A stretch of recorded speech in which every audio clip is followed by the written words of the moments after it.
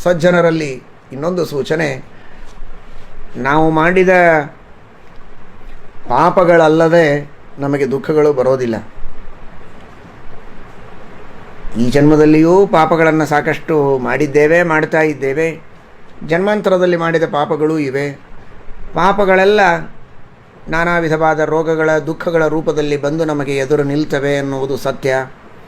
ಹಾಗಾದರೆ ಅಂತಹ ಪಾಪಗಳ ಪರಿಹಾರಕ್ಕಾಗಿಯೇ ನಾಮಸ್ಮರಣೆಯನ್ನು ಮಾಡ್ತಾ ಇದ್ದೀರಿ, ಜಪ ಪಾರಾಯಣಗಳನ್ನು ಮಾಡ್ತಾ ಇದ್ದೀರಿ. ಅದು ದೊಡ್ಡ ಪ್ರಾಯಶ್ಚಿತ್ತ, ಅದರಲ್ಲಿ ಯಾವ ಸಂಶಯವೂ ಇಲ್ಲ. ಅಶೇಷಾಣಿ ಜಪ ತಪಃಕರ್ಮಾತ್ಮಿಕಾನಿ ವೈ ಯಾನಿ ತೇಷಾಂ ಅಶೇಷಾಣಾಂ ಕೃಷ್ಣಾನುಸ್ಮರಣಂ ಪರಂ. ಎಲ್ಲ ಪ್ರಾಯಶ್ಚಿತ್ತಗಳಲ್ಲಿ ಶ್ರೇಷ್ಠವಾದಂಥದ್ದು ಶ್ರೀಕೃಷ್ಣನ ಸ್ಮರಣೆ, ಭಗವಂತನ ಸ್ಮರಣೆ, ವಿವಾದವಿಲ್ಲ. ಅದರ ಜೊತೆಗೆ ಇನ್ನೊಂದು ಅತ್ಯಂತ ಶ್ರೇಷ್ಠವಾದದ್ದು, ಸಕಲ ಪುರಾಣಗಳಲ್ಲಿ ಹೇಳಿದ್ದು, ಕೃಷ್ಣಾಮೃತ ಮಹಾರ್ಣವದಲ್ಲಿ ಶ್ರೀಮದಾಚಾರ್ಯರು ಆ ಎಲ್ಲ ಪುರಾಣ ವಚನಗಳ ಸಂಗ್ರಹವನ್ನು ಮಾಡಿ ತಿಳಿಸಿಕೊಟ್ಟದ್ದು ಶ್ರೇಷ್ಠವಾದ ಪ್ರಾಯಶ್ಚಿತ್ತ ಅಂದರೆ ಏಕಾದಶಿಯ ಉಪವಾಸ. ಏಕಾದಶಿಯ ಉಪವಾಸ.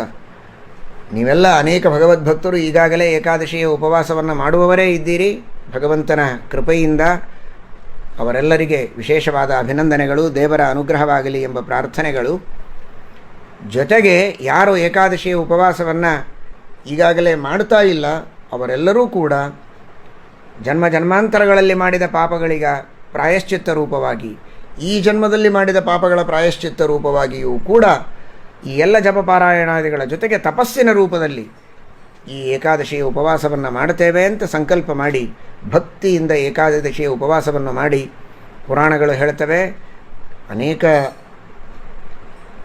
ಜ್ಞಾನಿಗಳು ಹೇಳ್ತಾರೆ, ಶ್ರೀಮದ್ ಆಚಾರ್ಯರು ಸಕಲ ಪುರಾಣಗಳ ಉದಾಹರಣೆಯನ್ನು ಮಾಡಿ ನಿರ್ಣಯ ಮಾಡಿ ತಿಳಿಸ್ತಾರೆ, ದಾಸರೆಲ್ಲ ಹೇಳಿದ್ದಾರೆ. ಎಂಥೆಂತಹ ಪಾಪಗಳಿದ್ದರೂ ಕೂಡ ಏಕಾದಶಿಯ ಉಪವಾಸದಿಂದ ಅವುಗಳೆಲ್ಲ ದೂರವಾಗ್ತವೆ ಅಂತ. ಏನೂ ಮಾಡದೆ ಮನೆಯಲ್ಲಿ ಕುಳಿತರೂ ಮಾಡಬಾರದ ಎಲ್ಲ ಕೃತ್ಯಗಳನ್ನು ಮಾಡಿದರೆ ಏನು ಪಾಪಗಳೋ ಆ ಪಾಪ ಬರ್ತವೆ ಏಕಾದಶಿ ತಿಂದರೆ. ಏಕಾದಶಿ ಉಪವಾಸ ಮಾಡಿದರೆ ಯಾವ ಪುಣ್ಯ ಕಾರ್ಯಗಳನ್ನು ಮಾಡುವುದಕ್ಕೆ ಎಲ್ಲಿ ಹೋಗದಿದ್ದರೂ, ತೀರ್ಥಯಾತ್ರೆ ಮಾಡದಿದ್ದರೂ, ಯಜ್ಞಯಾಗಾದಿಗಳನ್ನು ಮಾಡದಿದ್ದರೂ, ದಾನ ಧರ್ಮಗಳನ್ನು ಮಾಡದೇ ಇದ್ದರೂ ಕುಳಿತಲ್ಲಿಯೇ ಎಲ್ಲ ಪುಣ್ಯಗಳೂ ಬರ್ತದೆ. ನ ಕಾಶಿ ನ ಗಯಾ ಗಂಗಾ.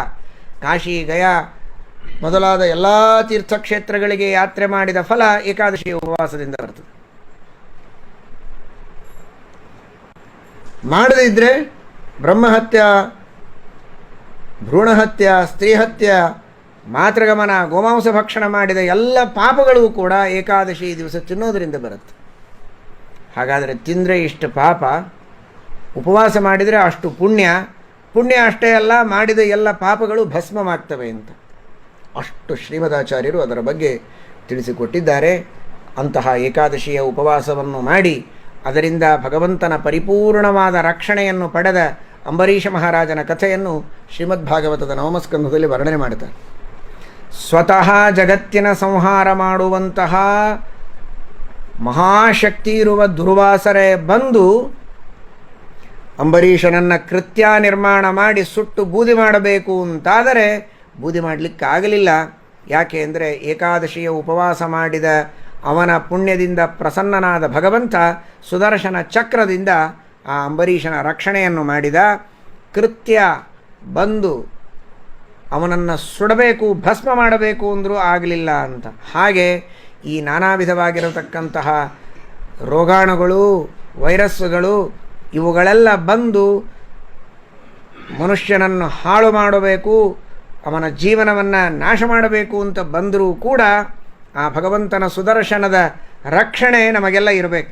ಅದಿರಬೇಕು ಅಂತಾದರೆ ಏಕಾದಶಿಯ ಉಪವಾಸದಿಂದ ಆ ಭಗವಂತನನ್ನು ನಾವು ಸಂತೋಷಪಡಿಸಿದರೆ ಪರಮಾತ್ಮನ ಕೃಪೆಯಿಂದ ನಮಗೆ ಎಲ್ಲ ರೀತಿಯ ಪಾಪಗಳು ದೂರ ಆಗಿ ಪಾಪಗಳ ಮೂಲಕವಾಗಿ ಬರುವಂತಹ ಈ ಆಪತ್ತುಗಳು ದೂರ ಆಗುವುದರಲ್ಲಿ ಯಾವ ಸಂಶಯವಿಲ್ಲ.